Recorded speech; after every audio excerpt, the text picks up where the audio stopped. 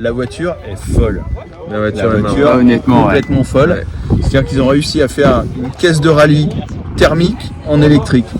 Allez, on se retrouve aujourd'hui. En fait, vous n'êtes pas prêts. On est sur un circuit. Alors, c'est assez bluffant puisque là, on va aller jouer avec une voiture qui est réellement attendue. Plus de 600 chevaux. Et là, ça va être un jouet. On parle de drift, on parle de track control, on parle de circuit. C'est un vrai jouet. Allez, c'est parti. Je vous la présente.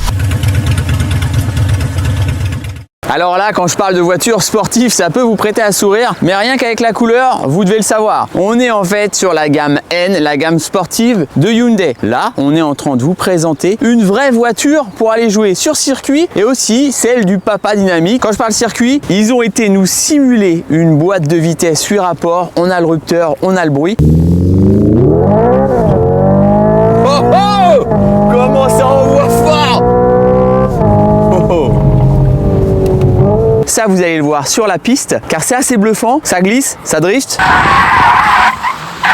C'est le top. Allez, on regarde les détails. On a la petite clé ovoïde, ça peut prêter à sourire. On a 2-3 accessoires dessus qui sont sympas. Mais là, on n'est pas là pour ça. La Ioniq N dédiée, on la reconnaît. À quoi? Couleur spécifique, le liseré orange qui va faire tout le tour de la voiture. Une entrée d'air plus imposante pour venir refroidir l'ensemble. Parce que quand on va être sur un mode boost, on va aller chercher 650 chevaux. Alors pareil, qui dit voiture sportive, on a les freins qui vont bien. Donc là, pareil, gros frein, 4 pistons, le N dessus en rappel. On est vraiment sur la gamme sportive. Détail aussi important, Pirelli P0 et des jantes forgées en 21 pouces. Je continue à aller en fait sur le 3/4 de cette voiture. Pareil, on est toujours sur la gamme sportive. Mon liseré continue tout le long. Le rappel avec le N et en même temps les entrées d'air. Quand on regarde là, on va avoir le béquet qui va passer au travers. Un vrai gros diffuseur. Pareil, la signature en fait avec le N, le feu stop en triangle. Et de l'arrière, et ben là, on est vraiment sur le diffuseur dans l'esprit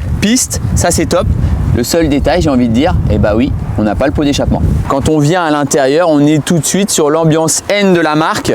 Ça, c'est bluffant. Le N, il va être prépondérant partout. On va l'avoir sur les seuils de porte.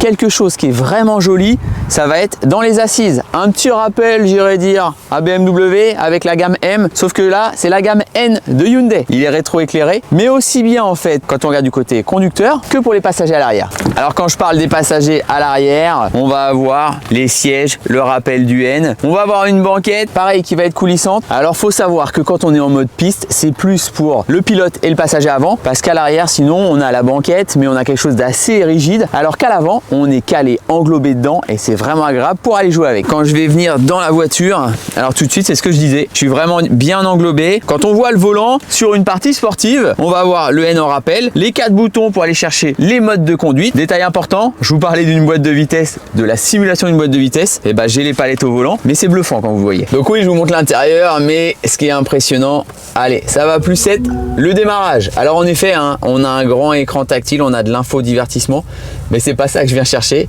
Je viens chercher un jouet et quand je vais aller chercher mes différents modes de conduite, et bah là en fait, je vais avoir en même temps un agrément sonore qui va changer et ça devient un peu bluffant puisqu'on est à se poser la question si on est réellement dans une voiture électrique ou thermique, ça c'est surprenant. Boîte de vitesse, on va retrouver un levier classique comme sur les boîtes auto avec le retour ici. On a pareil un infodivertissement qui est terrible. Alors on a d'autres détails, ça j'irai pas chercher dedans, on va surtout aller jouer avec, voir ses performances, voir ce que ça vaut. Mais un détail aussi qui est quand même sympa, alors faut savoir que dans la lunette arrière c'est très fermé, sauf que là sous le 3e feu ils nous ont mis une petite caméra, retour dans le rétroviseur et ça j'avoue c'est vraiment confortable. Je vous parlais du son, on va parler du son intérieur, mais on l'aura aussi à l'extérieur à partir de 30 km/h et le tout avec Bose, le son à l'avant, un caisson à l'arrière, on est pas mal.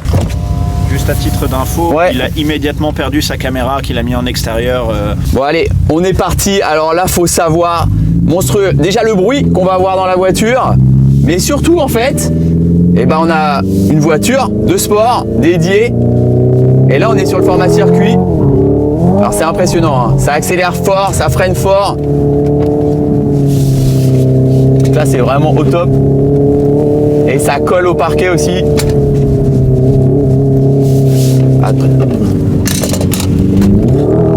Et elle reprend la glisse, vous avez vu, c'est terrible.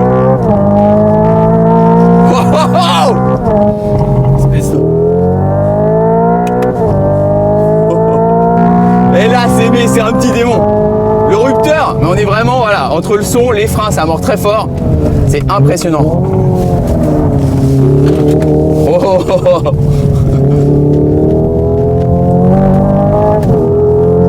C'est terrible. On a le petit rupteur, ça mord fort, ça accélère fort. Et là on est parti. Mais en étant en électrique, le fait d'avoir le AT8 comme ça, comme si on était avec, double embrayage, ça mord fort, ça rupte, ça glisse, c'est le feu. Oh là là, c'est un petit diablotin. Elle va à la glisse, elle va au défaut, on peut la rattraper. C'est assez bluffant. Alors là, attention, hein, on est sur une 4 roues motrices, ce qui fait qu'on a une tenue et un agrément, mais qui est exceptionnel. C'est un vrai jouet. On est reparti. Oh, terrible. Et la voiture, bah, c'est un kart en fait. Elle est agile, on arrive à aller chercher où on veut, on la rappuie, elle nous fait de la glisse. Et puis là, ah ouais. Et elle est vraiment mais terrible, on peut aller la faire juste à la boîte à la main. Elle vient nous chercher le rupteur, les freins ça mord très fort. Écoutez ce bruit et ce petit retour. Oh, elle est terrible la voiture. Cette voiture là, elle est vraiment faite pour faire du sport mécanique. On va aller chercher de la glisse. Et ça, on va y aller. Je pense que ça va être un vrai jouet parce que même là, on a un petit crash, on a de la glisse. Mais on va aller drifter avec tout ça. Je pense que ça va être sympa aussi.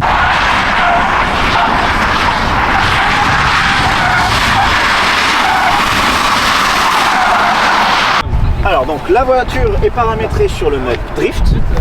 Parce que d'habitude, on sait que sur les propulsions ou autres, quand on fait de la glisse, on a une gestion de l'accélérateur. Ouais. Quand on commence à prendre un petit peu plus d'angle, on enlève de l'accélérateur et elle revient. Bien là, si tu fais ça, elle ne va pas revenir, puisqu'il y a le drift optimisateur qui pince un petit peu l'avant en étant contrebraqué. Donc elle va continuer à pivoter. Ça veut dire qu'il va falloir que, une fois que tu l'as mise en glisse, tu vas devoir trouver une pression constante entre 15 et 20% d'appui sur la pédale et la maintenir. Bah là c'est parti.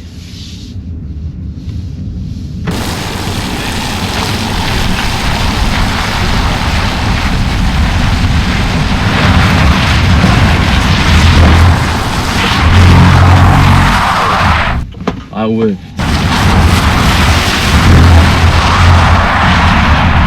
C'est une expérience de ouf quand même parce que là on est en full électrique. Hein.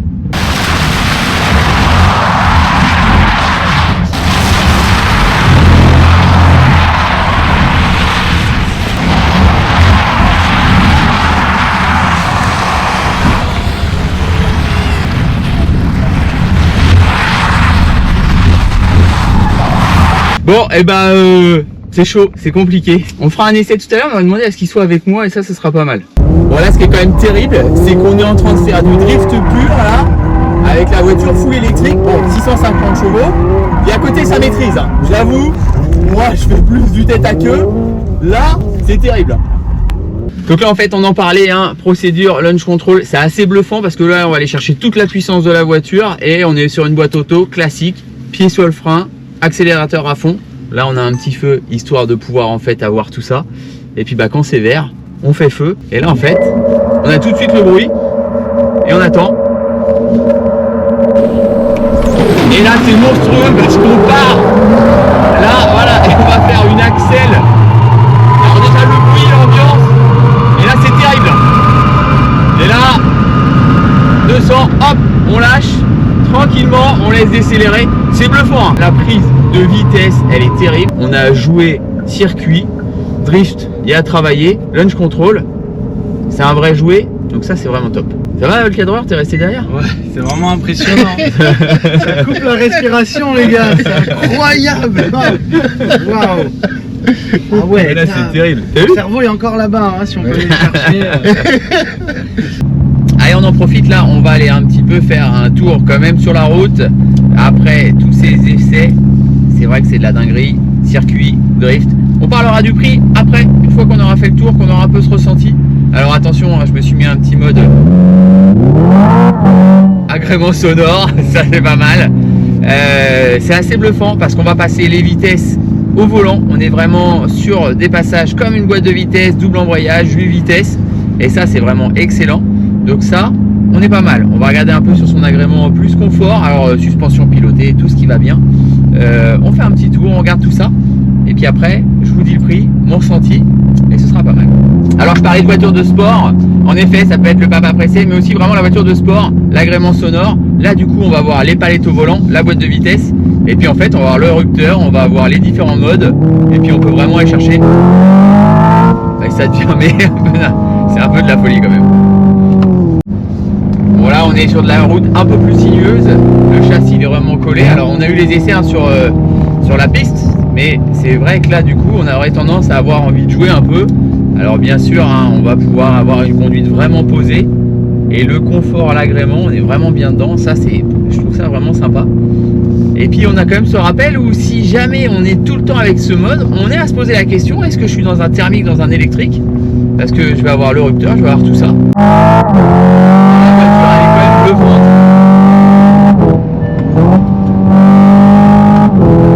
Oh, oh. Elle est terrible la voiture.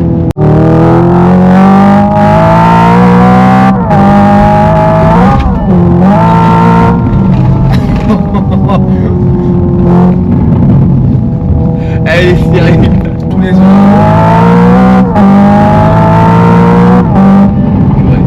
un vrai jouet, besoin d'emmener les enfants à l'école, tu les emmènes, tu te fais plaisir.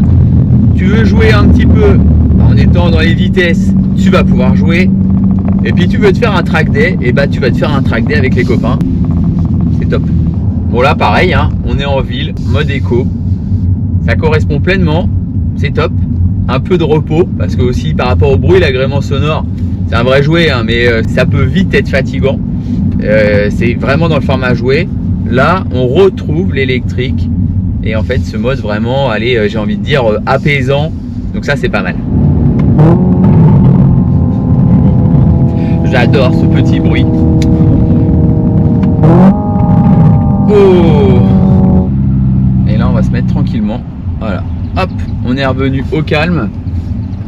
Ça c'est top.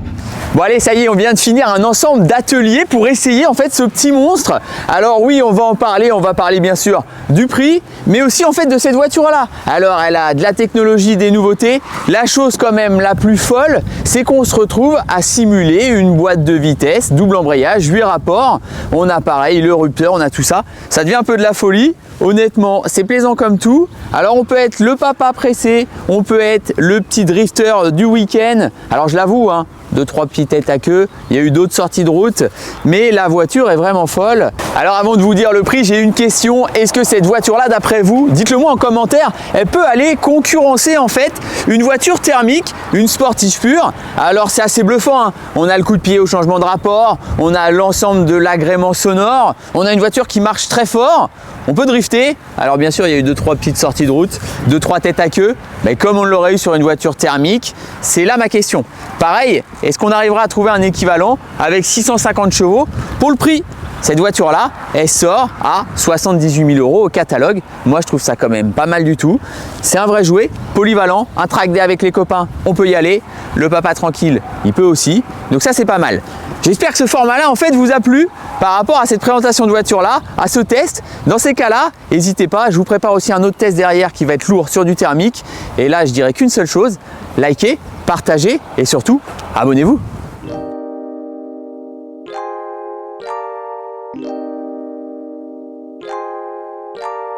Yeah.